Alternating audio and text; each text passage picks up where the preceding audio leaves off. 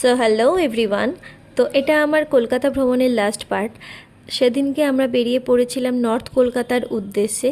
Actually north কলকাতার যে গলিগুলোর কথা বলা হয়, এত গলি আর সেই পুরনো বাড়ি, একটা অ্যাস্থেটিক ফিল আসছিল। তো বেসিক্যালি ওই দিন আমরা আবোল তাবোল পাড়া আর উত্তরের আড্ডাটা ঘোরার জন্যই গেছিলাম। তোমরা যারা ফটো তুলতে ভালোবাসো এই জায়গাটায় আসতে পারো, বেশ অ্যাস্থেটিক ছবি আসবে। এরপরে আমাদের প্রচণ্ড খিদে পেয়ে যায়, তো আমরা লাঞ্চ করার জন্য চলে যাই আমিনিয়াতে। যদিও ট্রিটটা ছিল দিদির তরফ থেকে, আর ওখানের অ্যাম্বিয়েন্স, স্টাফেদের বিহেভিয়ার খুব ভালো ছিল।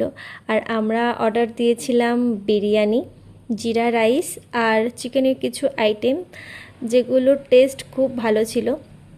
আর বিরিয়ানিটা আমার খুব ভালো লেগেছিল, যদিও আমি খুব একটা বিরিয়ানি লাভার না, তাও আমার খুব ভালো লেগেছে। আর এখন ভয়েস ওভার দিতে দিতে আমার লোভ হচ্ছে, লিটারেলি লোভ হচ্ছে।